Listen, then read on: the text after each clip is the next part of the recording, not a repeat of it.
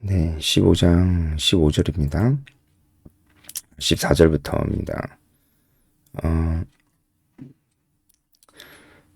내 형제들아 너희가 스스로 선함이 가득하고 모든 지식이 차서 능히 서로 권하는 자임을 나도 확신하노라. 여기서 그 선함이 가득하고 모든 지식이 차서 서로 권하는 자가 되어야 된다. 근데 너희들이 이제 그런 사람이다라고 하는 얘기죠. 여기서 선하다는 것은 그 제가 앞서도 로마서 말씀드렸지만 하나님의 뜻대로 행하는 선함이죠. 그저 도덕적 선함이 아니고 하나님 뜻대로 행하는 선함입니다. 선하고자 하는 그 의지가 가득하고 지식, 헬라어로 그노시스인데 이것은 그냥 지식이 아니고 그 실천적 행동을 위한 지식입니다. 이 두 가지가 그 가득해야 된다. 하나님 뜻대로 살고자 하는 그런 의지와 하나님 뜻을 아는 그 지식, 행동하고자 하는 그 지식이 가득해야 된다. 그러니까 지정의죠. 그러니까 전인격적으로 하나님 뜻대로 살고자 하는 그런 마음이 있어야 된다라고 하는 것입니다. 근데 너희가 이제 그런 사람이라는 것을 이제 알고 있다. 이렇게 얘기를 하는 것입니다.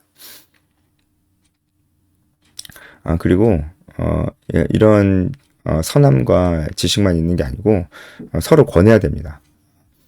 권하다는 것은 여기서 누데테오가 나왔는데 이것은 마음에 두다라는 뜻입니다. 권한다는 의미가 마음에 두다라는 뜻인 거 굉장히 의미가 있죠. 우리도 서로 권면을 많이 해야 되는데 이 권면이라는 게 그 사람 마음에 두는 거예요. 그러니까 뭐 예를 들어서 수련회를 가자 이러면은 그냥 가자. 아유, 좋아. 그냥 무조건 가. 이게 아니고, 그러니까 그 사람 마음에 둬야 돼요. 그러니까 왜 가야 되는지, 그러니까 그 사람이 그 마음에 어떤 생각을 두어야 되는지에 대해서 얘기해 주는 거죠. 이 수련을 왜 가야 되는지, 어떤 의미가 있는지, 어떤 비전이 있는지, 그게 하나님과 어떤 관계가 있는지, 그 마음에 두는 역할이 바로 이 권하다라는 것입니다. 그러니까 이게 진짜 동기부여죠. 그 사람 마음속에 이렇게 두는 거. 이게 진짜 동기부여죠. 이런 게 진짜 필요합니다. 이런 일을 하는 사람들이 리더라고 볼 수가 있습니다. 그러니까 우리가 참 요즘에 많이 사라지고 있는 거죠. 그죠? 무조건 가자. 라고 하거나 아니면은 그냥 온 사람 안 온 사람 그냥 체크만 하거나 왜라는 질문이 많이 이제 사라지고 있잖아요. 왜라는 질문이 사실 되게 중요하거든요. 이 왜라는 질문에 답해 줄 수 있는 사람이 리더입니다. 리더는 말 그대로 사람들을 리딩하는 사람이니까요. 사람들을 리딩하면서 자기가 어디로 가야 될지 모르면 그 사람 리더가 아니죠. 리더는 사람들을 리딩하기 위해서 자기가 어디로 가야 되는지 알고 있는 사람입니다. 그에게는 방향성을 알고 있다는 거예요. 방향성에 대해서 대답해 주는 것이 왜에 대해서 대답해 주는 것입니다. 그러니까 이런 것들이 정말 필요합니다. 15절 내가 너희로 다시 생각나게 하려고 이걸 썼다고 얘기하고 있어요. 근데 썼는데 하나님 주신 은혜로 썼고 하나님 주신 은혜가 있었기 때문에 쓴 거예요. 그러니까 자기 생각을 그냥 쓴 게 아닌 겁니다. 그리고 담대하게 썼다 이렇게 얘기를 합니다.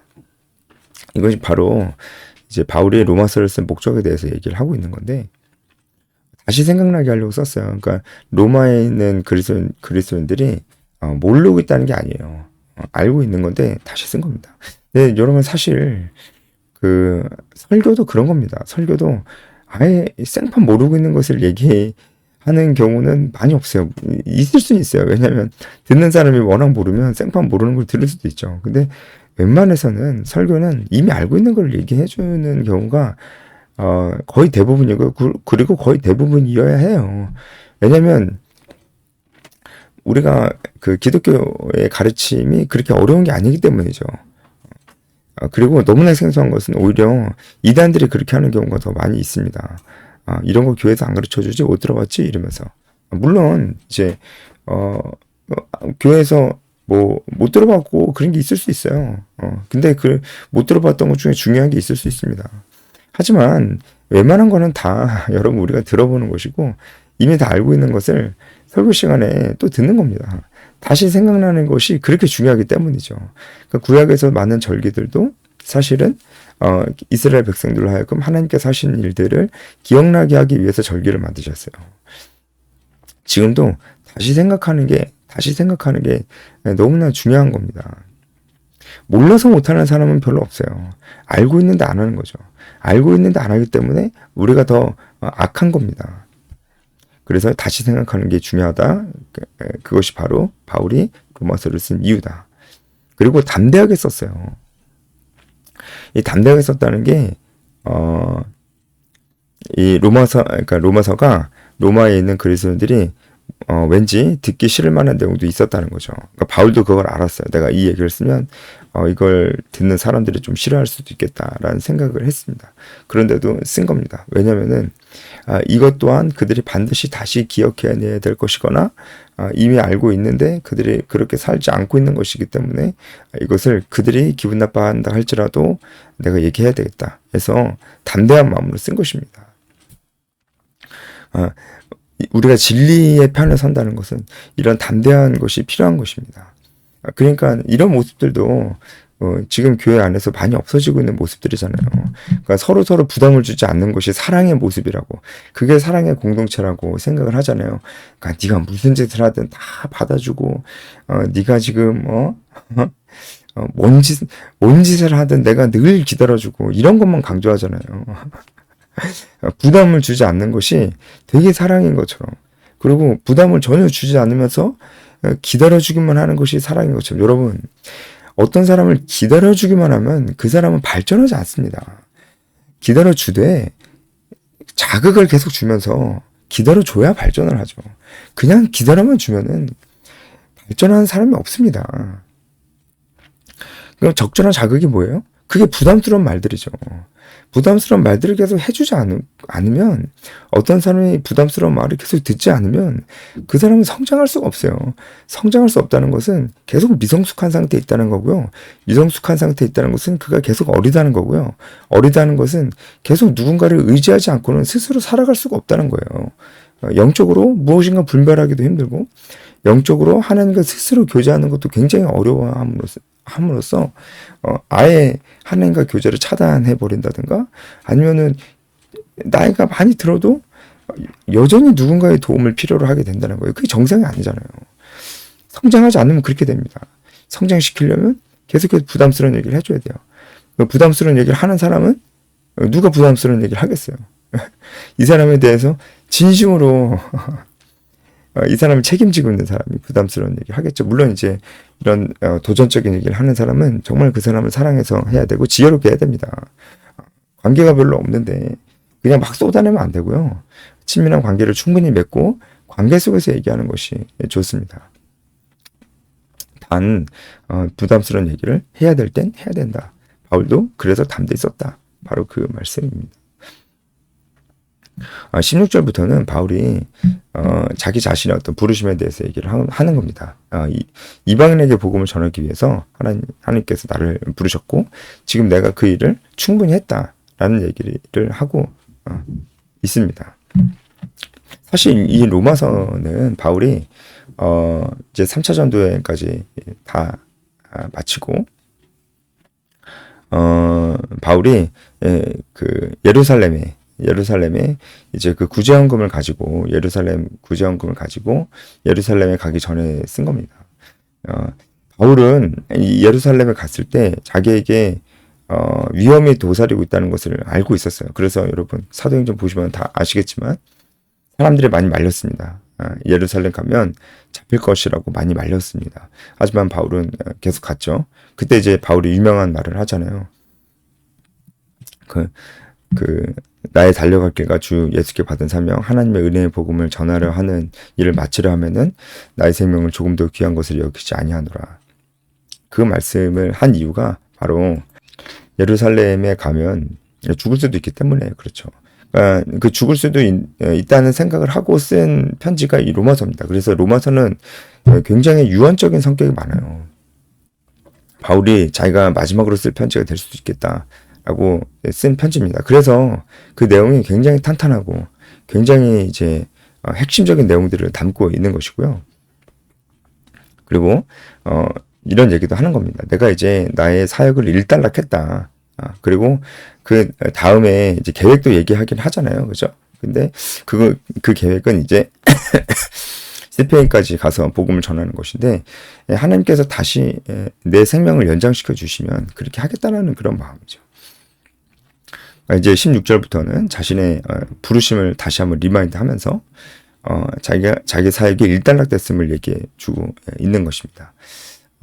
우리 다 알다시피 바울은 이방인을 위한 사도로 부르심을 받았습니다. 하나님의 복음의 제사장 직분을 하게 하사 이방인을 제물로 드리는 것이 성령 안에서 거룩하게 되어 받으실 만하게 하려 함이라. 여러분, 그렇다고 바울이 이방인들에게만 복음을 전한 게 아니에요. 이게 정말 굉장히 아이러니한데, 바울이 이렇게 자기가 해야 될 일이 이방인에게 복음을 전한 것이라고 말을 하면서 그는 회당 중심으로 복음을 전했습니다. 왜 그랬을까요? 뒤에서 제가 좀 말씀을 좀 드려볼게요. 18절에 그리스도께서 이방인들을 순종하기 위하여 나를 통하여 역사하신 것 외에는 내가 감히 말하지 아니하노라. 하나님께서 역사하신 것 외에는 내가 자랑할 것이 없다라고 그렇게 얘기하는 것이죠. 19절. 표적과 기사의 능력으로 성령의 능력으로 이루어졌으며 그리하여 내가 예루살렘으로부터 두루 행하여 일루리곤까지 그리스도의 복음을 편만하게 전하노라, 이렇게 얘기를 합니다.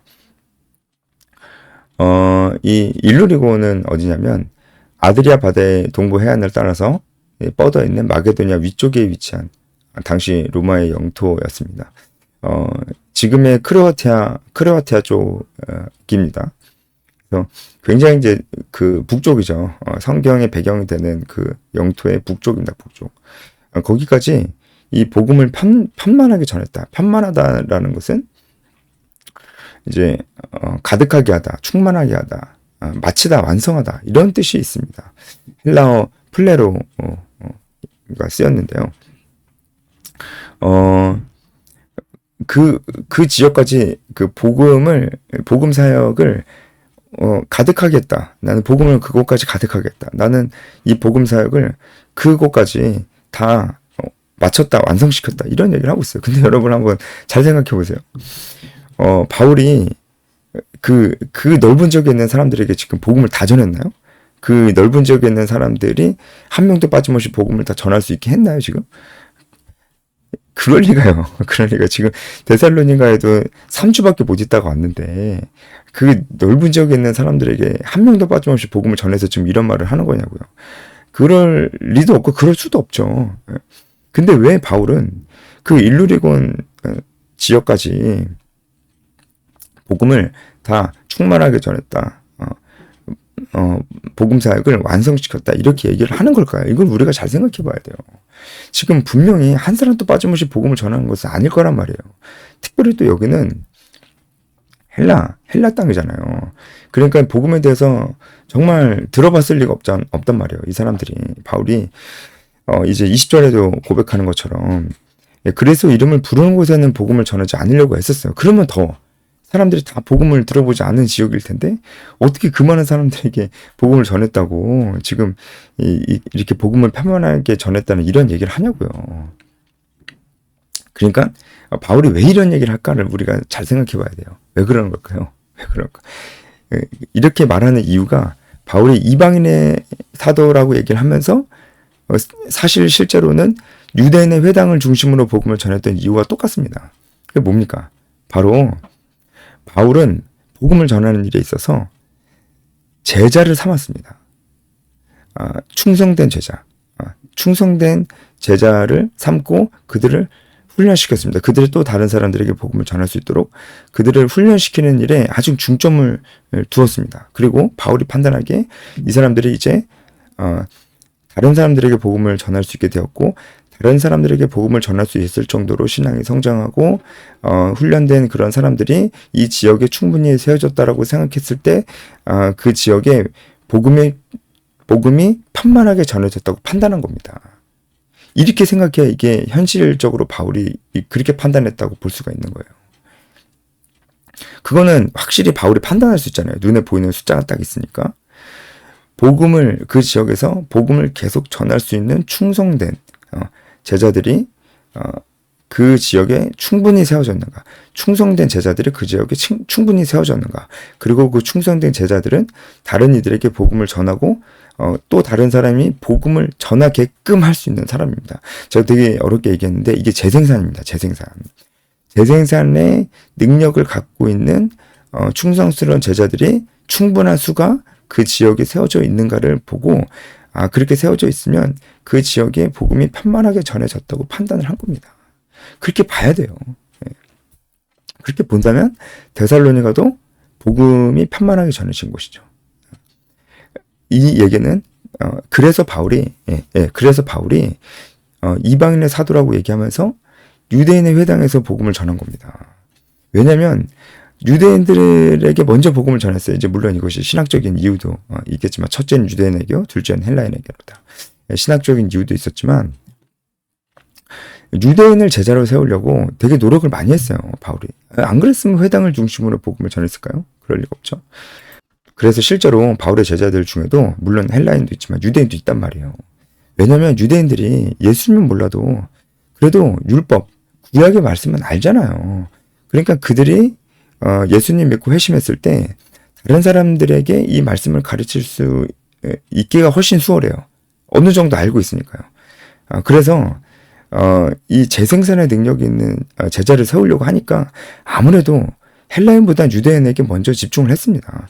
이 바울이 그 지역에 계속 막 몇 년씩 그냥 있을 수 있는 것도 아니고 아주 단기간밖에 있을 수가 없는데 그 단기간에 다른 사람에게 복음도 전하고 말씀도 가르칠 수 있는 사람을 세우려면은 아무래도 헬라인보다는 유대인이 유리했잖아요. 그래서 유대인의 회당 중심으로 복음을 전하고 사역을 했던 것입니다. 그랬던 것이에요.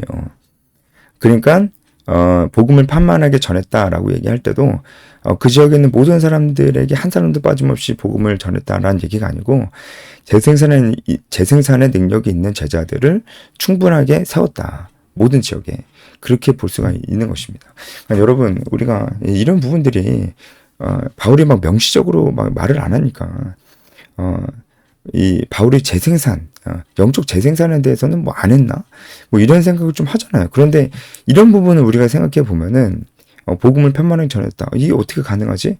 이런 걸 생각해 보면은 바울이 영적 재생산을 굉장히 중요하게 여기고 중요하게 여긴 정도가 아니고 그것이 그가 자신의 사역이라고 여긴 것이다. 우리가 이렇게 판단할 수가 있단 말이에요. 그러니까 무슨 말이에요? 우리도 그렇게 살아야 된다고요. 우리도 영적 재생산 해야 된다고요. 우리도. 그 다음에 20절에 바울이 남의 터 위에 건축하지 않겠다. 그러니까 그리스도를 한 번도 못 들어본 곳에 이제 가서 복음을 전하려고 애를 썼다라고 하는 것입니다. 바울의 사역의 특수성입니다. 이걸 보고 이 사역만이 귀한 사역이다 얘기할 수 없는 거예요. 바울 사역의 특수성이죠. 특수성. 만약에 이 사역만 귀하다 그러면은 한국에서 사역하는 것은 그 귀한 사역이 아니게 되는 거예요. 한국은 이미 사람들이 이제 교회가 많이 세워져 있는 곳이니까 아무리 자기 나라라고 할지라도 한국에서 사역하는 건 귀한 게 아니고 복음을 한 번도 못 들어본 지역에서 사역하는 것이 더 귀하다고 얘기를 해야 되는 것입니다. 그럴 수 없어요. 그럴 수는 없어요. 다 귀한 겁니다. 역할이 다른 거예요. 그게 더 귀하다고 할 수가 없는 거예요. 복음을 한 번도 들어보지 못한 곳에 가서 사역을 하는 거. 근데 여러분 지금은 꼭 가서 사역을 하지 않아도 사실 인터넷이나 여러 가지 방법으로 복음이 굉장히 그 구석구석 이제 뭐 무슬림 지역이나 뭐 그런 지역에도 선교사님들이 직접 가기 어려운 지역에도 다 전해주고 있습니다. 그러니까 unreached people이라는 게 지금은 굉장히 파악하기가 어려운 그 경계상이 굉장히 모호하다는 거예요. 가지 않아도 복음을 들을 수 있기 때문에 그래요. 그리고 지금은 막 옛날처럼 완전히 고립되어 있는 삶을 살고 있는 그런 원시인처럼 그런 고립된 삶을 살고 있는 사람들이 거의 없고 아무리 이제 오지에 있는 사람들이라도 그곳의 젊은이들은 도시에 나가서 그 일을 하면서 그 돈을 이제 오지에 있는 가족들에게 보내거나 이런 삶을 살기 때문에 완전히 차단되어 있는 삶을 사는 그런 부족이나 그런 민족이 거의 없습니다. 그렇기 때문에 막 오지에 가서 사역하는 것만이 귀하다. 이제 그렇게 볼 수는 없습니다. 바울이 자기 역할을 이렇게 얘기한 것이죠. 네. 하지만 이제 그럼으로 인해서 복음이 확산되었던 것도 사실입니다. 네. 오늘 여기까지 하겠습니다.